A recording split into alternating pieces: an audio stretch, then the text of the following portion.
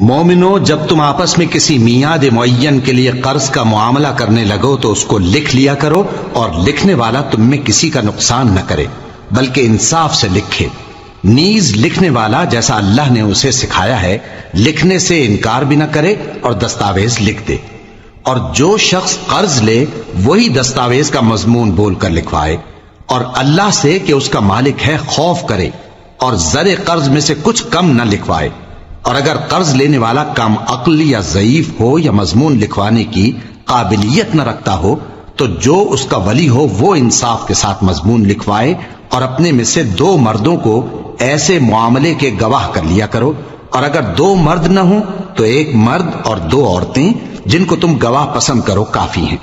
کہ اگر ان میں سے ایک بھول جائے گی تو دوسری اسے یاد دلا دے گی، اور جب گواہ گواہی کے لیے طلب کیے جائیں تو انکار نہ کریں۔ اور قرض تھوڑا ہو یا بہت اس کی دستاویز کے لکھنے لکھانے میں سستی نہ کرنا،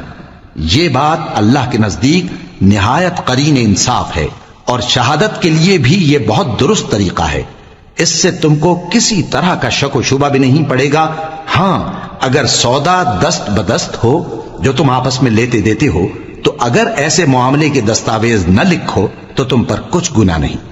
اور جب خرید و فروخت کیا کرو، مثلا زمین جائیداد کی، تو بھی گواہ کر لیا کرو، اور کاتب دستاویز اور گواہ معاملہ کرنے والوں کا کسی طرح کا نقصان نہ کریں۔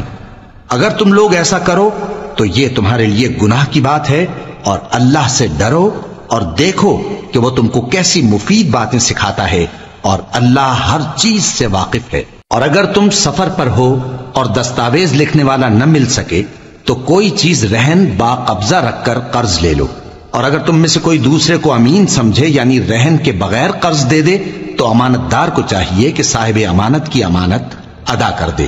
اور اللہ سے جو اس کا پروردگار ہے ڈرے، اور دیکھنا شہادت کو مت چھپانا، جو اس کو چھپائے گا وہ دل کا گناہگار ہوگا، اور اللہ تمہارے سب کاموں سے واقف ہے۔